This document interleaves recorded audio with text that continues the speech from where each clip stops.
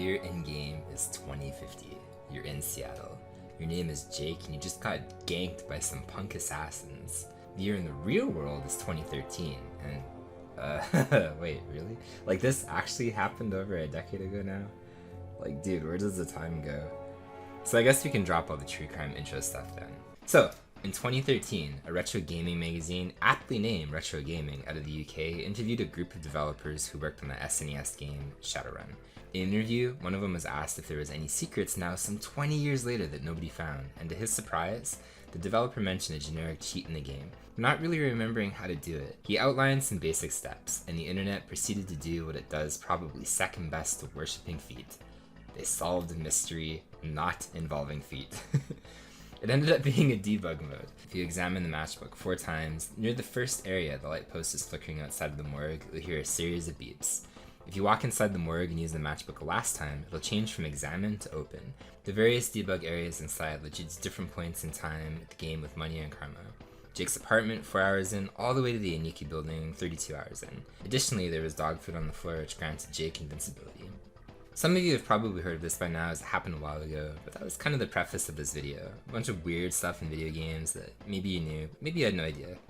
I hope you enjoyed this little collection of random things that didn't really fit into their own video. Batman on the NES. A true classic. Fondly remembered by everyone as a difficult but highly polished, ahead of its time platformer. Or did you know that you could jump into this wall as Batman? Oh, what about in 2-3, and only in 2-3 that Batman has a double jump? Did you know that you could break the entire camera without using Game Genie? Did you know that the game at the end tells you special thanks with a Y? And did you know if you let the game wait after beating it, there's actually a New Game Plus mode? Sadly, it doesn't seem to do much, but if you wait until it rolls back to the title and you start the game again, the game allows you to continue with the ammo that you had left in the previous game. Seemingly nothing else changes, so it really made me wonder how intentional this is, other than one single enemy doesn't respawn on the first level anymore. A true polished classic. I think we all knew that friend named Timmy growing up who was really an obnoxious ass when it came to playing Super Mario Kart. I can jump over the gap in Ghost Valley 1 without a feather. I did it once. Yeah, Timmy, you piece of shit, you f***ing piece of shit. Well, it turns out I owe Timmy an apology. I'm sorry, Timmy. This was the stuff that Playground Rumors as a kid were made out of, but I can kinda see why. I'm pretty sure that the other 6 characters failed jumping over the gap without a feather, but you can indeed do it with Donkey Kong and Bowser off a really tight jump at full speed. Sorry again, Timmy. So, I recently beat the US version of Double Dragon 2 on Supreme Master difficulty. It took over 10 hours, mainly due to the fact there's limited continues and only 3 lives. There's actually some pretty tough sections as well, and the end boss is really difficult to figure out. Or, so I thought he was. Special shout out to Baze86, who showed me a really funny strat after I beat it. Apparently, you can just stand there and punch Mysterious Warrior to death. You don't even need to push left or right at all. No strategy or brain required. Now, I know what you guys are thinking by now. It's time to address the elephant in the room. We all saw the thumbnail. I know why you're really here. While I was not streaming Super Mario Bros. 3 on Twitch to over 100 people, homie Duke Donuts came in and asked, "Hey Dave, did you know that in Super Mario Bros. 3 you can see Mario's penis?"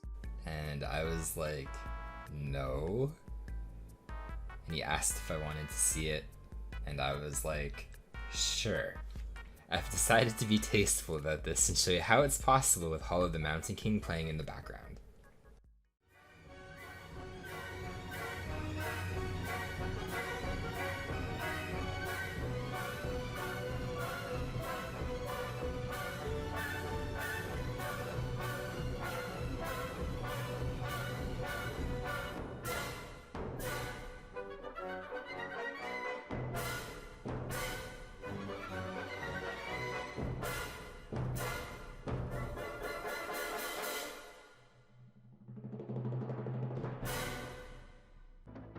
Continuing on the topic of destroying our collective childhood innocence, look at this juxtaposition.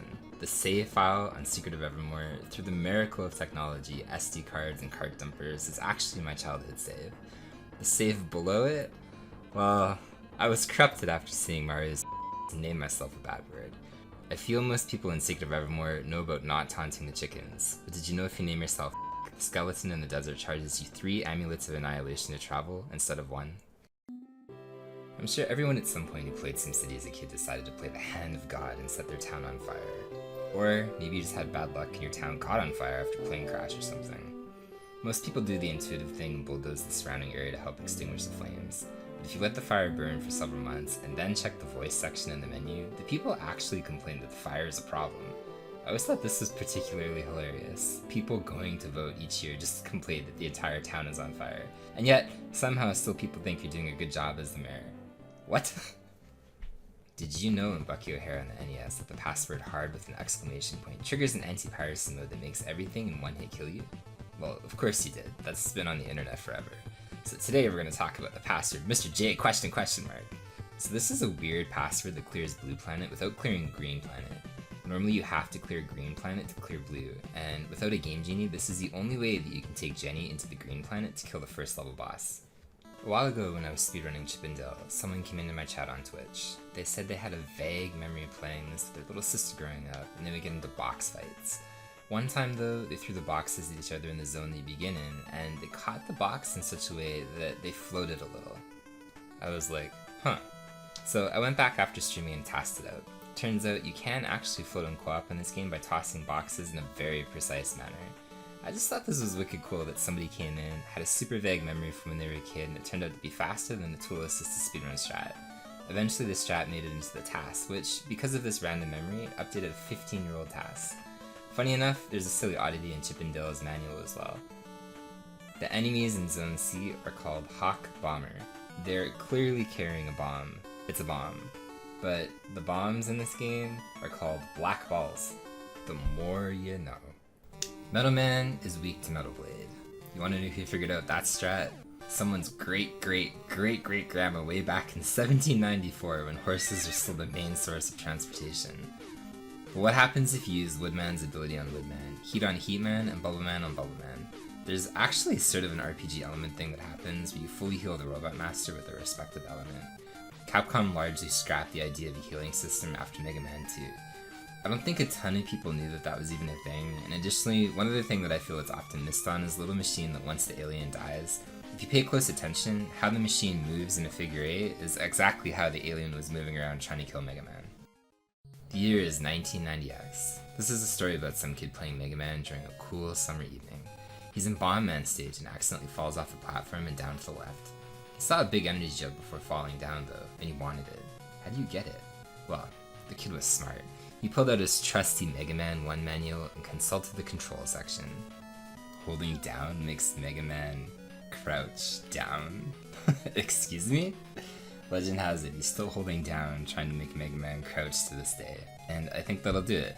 Feel free to do the like and subscribe thing. I'm trying to get 1,000 subscribers here on YouTube, so it really helps out a lot. Thanks for watching.